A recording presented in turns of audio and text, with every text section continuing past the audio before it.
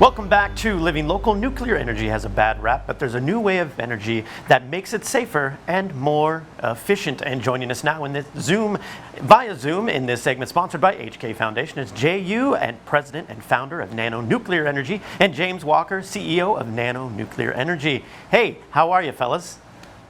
Thanks for having us. Hey, not doing too badly. Thanks for having us. I'm thrilled you guys are here.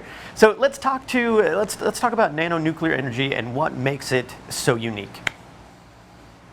Nano Nuclear Energy is an advanced nuclear technology company developing carbon-free energy solutions for the future, essentially democratizing energy for remote locations, natural disasters, and mining operations. That's just some of the few industrial areas we could disrupt.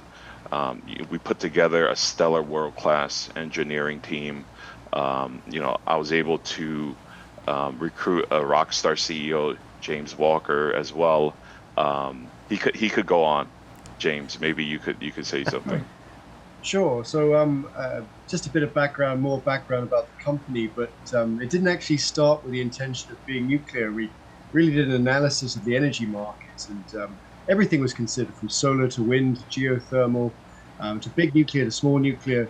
And we believed after the market analysis that this was to create small nuclear, microreactors, was the biggest market possible, because potentially these reactors could be put on ships to decarbonize the shipping industry.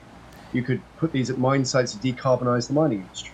If you need charging stations around the country, suddenly you can electrify all cars. Mm-hmm. And when we began realizing that this was potentially the biggest market and could be the most decarbonizing effort in the entire world, or biggest contribution to it, we began moving into this space.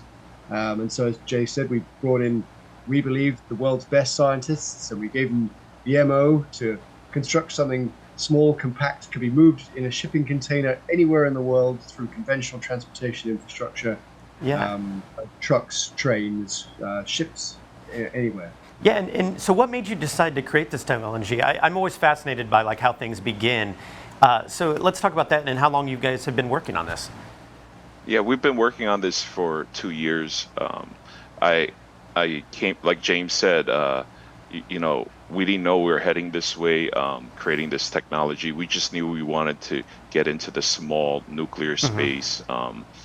There was a few players out there, and we felt like we weren't far behind with how we could actually develop our tech.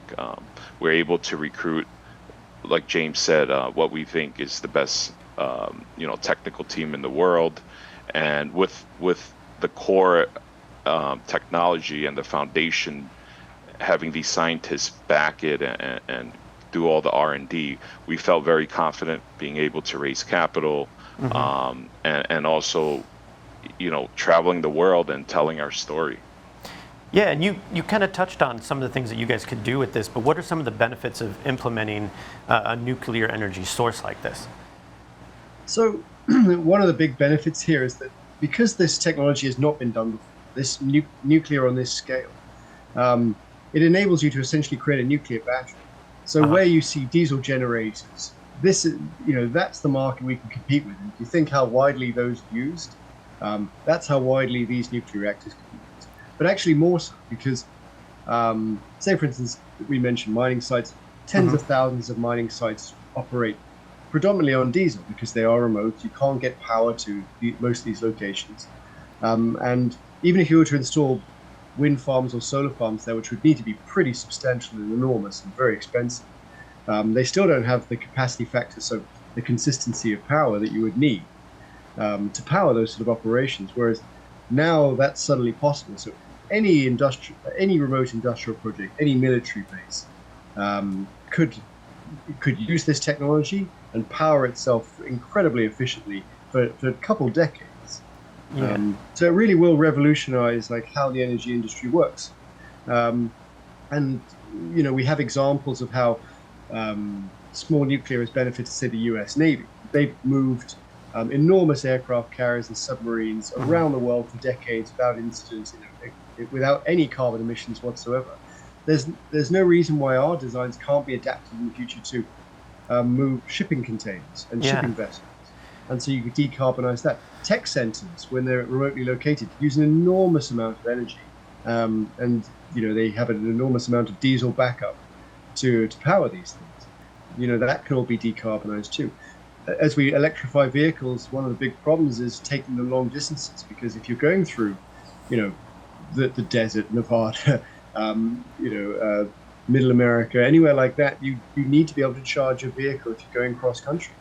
Then suddenly you will be able to have charging stations absolutely in the middle of nowhere that don't need to have constant batteries brought in, or supplemental energies like solar farms built just to supply one charging station. Suddenly, actually, you open up the entire world to an enormous amount of possibility in construction. Yeah, do you see this, as a kind of a way forward in finding I guess what I'm trying to say is this the future of green energy, I guess, is what I'm asking? I think so. One of the theses of me creating the company and following kind of this roadmap of green energy is, there's these areas around the world that you can't really get to, and there's villages around the world. Let's take Africa for instance. There's so many remote areas that one of the lifelines here is energy. If we're able to bring carbon-free energy solutions there and replace diesel generators, I think that's the key. You'll be able to provide desalination, building hospitals, essential just element of humanity is energy to grow and to progress as a civilization. So I think being able to bring that to these areas is where we're going to be most impactful for humanity.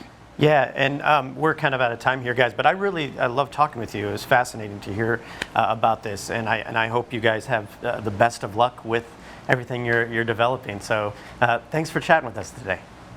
Thank you so much appreciate it. for having us. Absolutely. Yeah, again, this segment was sponsored by the HK Foundation. For more information, you can go to nanonuclearenergy.com. We'll have all those details posted at ourquadcities.com. More Living Local continues after the break. Stay with us.